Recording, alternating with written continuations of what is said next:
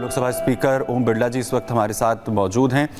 ओम बिरला जी कैसे याद कर रहे हैं, क्योंकि जिस तरीके की शख्सियत जो है वो रतन टाटा जी की रही, पूरे देश में आज उन्हें हर कोई याद कर रहा है।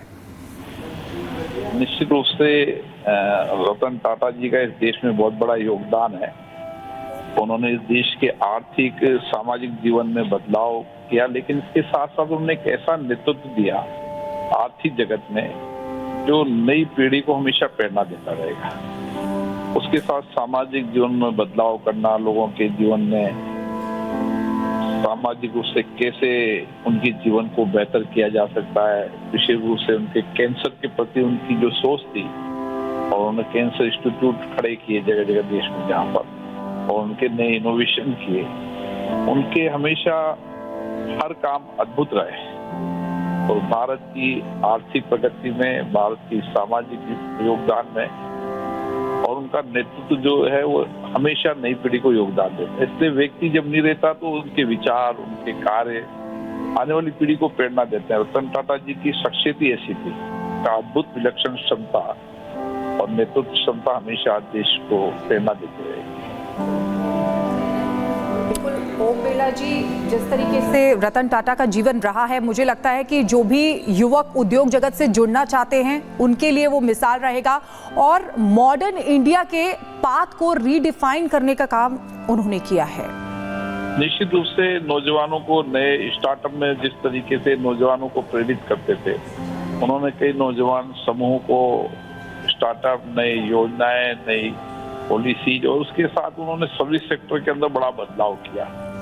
उन्होंने हर सेक्टर के अंदर बदलाव कर उसका नेतृत्व किया, और देश में नहीं पूरी विश्व के अंदर उनकी ख्याति है।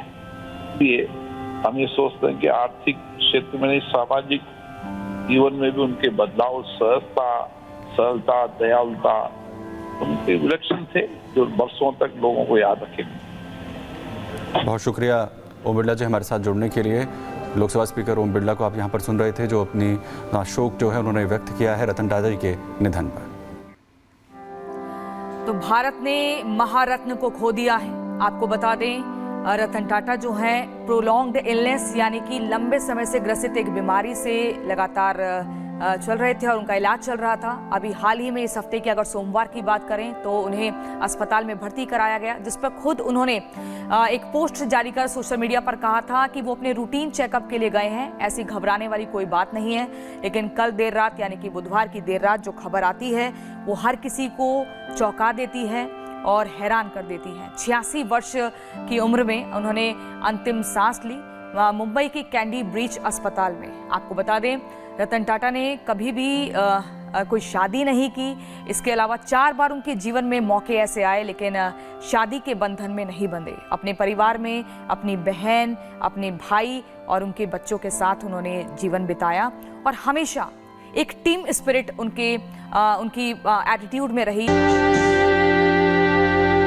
उनका दिल बहुत बड़ा था।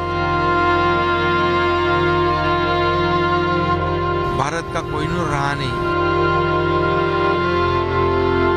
एक बहुत बड़े मन का व्यक्ति आज हमारे बीच से चला गया है।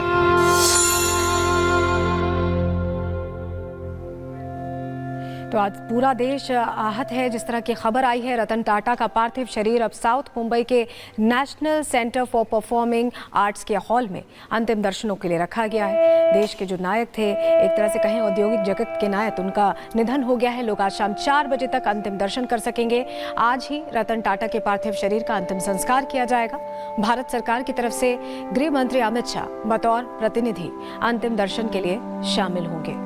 प्रधानमंत्री नरेंद्र मोदी, राष्ट्रपति, उपराष्ट्रपति ने रतन टाटा के निधन पर शोक जाहिर किया है। प्रधानमंत्री नरेंद्र मोदी ने टाटा परिवार के नोएल टाटा से फोन पर बात भी की, श्रद्धांजलि अर्पित की। मुंबई में रतन टाटा को नमन करने कुमार मंगलम बिरला और उनके समेत देश के तमाम उद्योगपति लगातार पहुंच रहे हैं। तो शाम 4 बजे तक अंतिम दर्शन किए जा सकेंगे। औद्योगिक विकास का नायक इन्हें अगर कहा जाए तो गलत नहीं होगा, क्योंकि आप हर छोटी चीज को देखें भारत में, वो टाटा ग्रुप से जुड़ी हुई है। चाहे एविएशन सेक्टर की बात हो, चाहे इंफ्रा सेक्टर की बात हो, डेवलपमेंट की अगर कहानी हम कहें कि विकास की कहानी, टाटा की जो जीवनी है उसकी गाथा भारत के साथ जोड़ती है। और रतन टाटा इसी तरह से हमेशा याद किए जाएंगे। एक दिन का राजकीय शोक महाराष्ट्र में घोषित किया गया है, झारखंड में भी घोषित किया गया है। तो पूरा देश आज औद्योगिक विकास के नायक को अलविदा कह रहा है।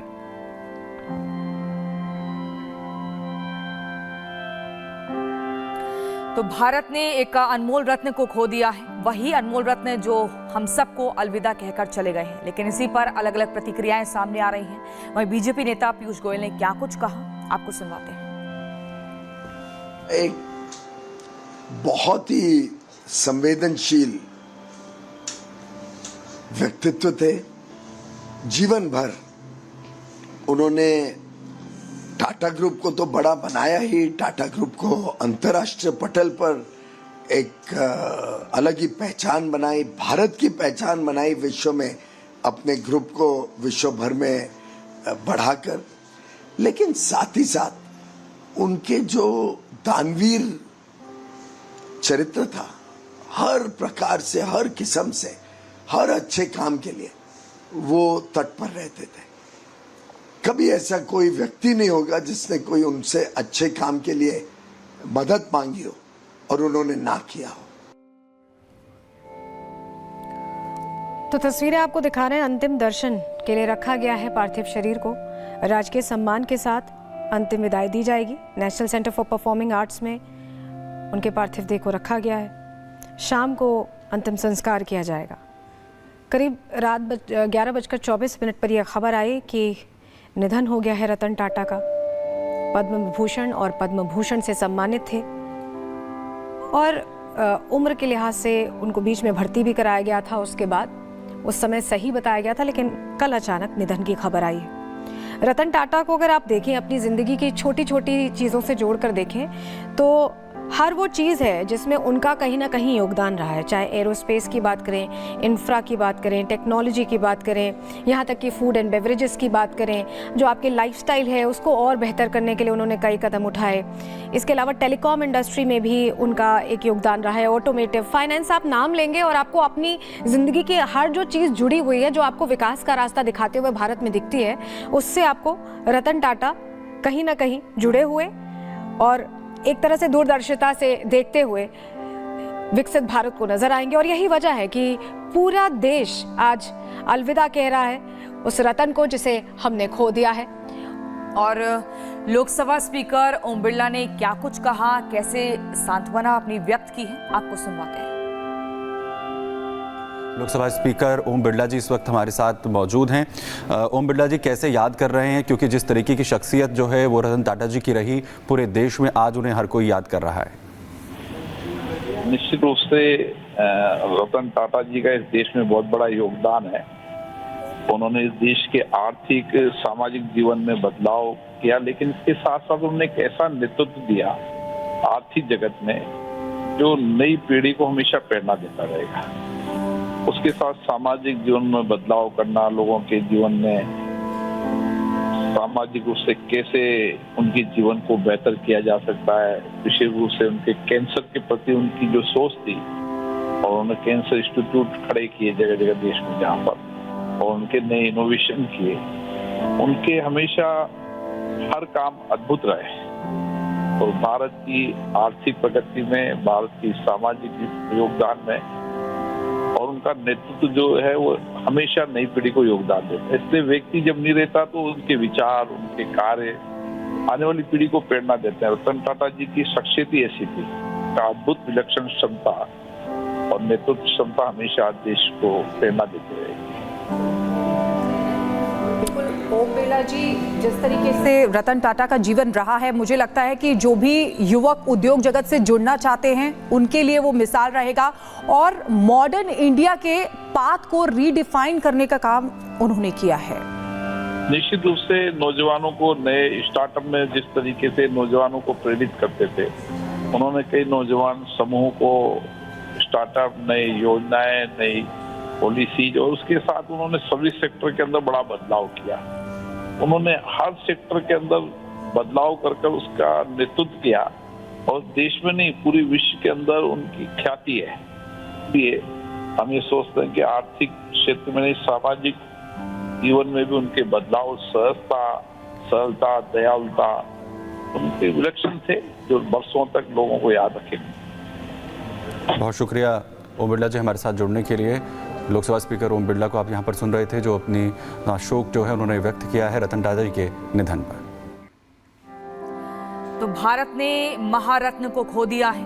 आपको बता दें, रतन टाटा जो हैं प्रोलॉन्ग्ड इलनेस यानी कि लंबे समय से ग्रसित एक बीमारी से लगातार चल रहे थे और उनका इलाज चल रहा था। अभी हाल ही में इस हफ्ते की अगर सोमवार की बात करें तो उन्हें अस्पताल में भर्ती कराया गया, जिस पर खुद उन्होंने एक पोस्ट जारी कर सोशल मीडिया पर कहा था कि वो अपने रूटीन चेकअप के लिए गए हैं, ऐसी घबराने वाली कोई बात नहीं है। लेकिन कल देर रात यानी कि बुधवार की देर रात जो खबर आती है वो हर किसी को चौंका देती है और हैरान कर देती है। 86 वर्ष की उम्र में उन्होंने अंतिम सांस ली मुंबई की कैंडी ब्रीच अस्पताल में। आपको बता दें, रतन टाटा ने कभी भी कोई शादी नहीं की। इसके अलावा 4 बार उनके जीवन में मौके ऐसे आए, लेकिन शादी के बंधन में नहीं बंधे। अपने परिवार में अपनी बहन, अपने भाई और उनके बच्चों के साथ उन्होंने जीवन बिताया और हमेशा एक टीम स्पिरिट उनकी एटीट्यूड में रही।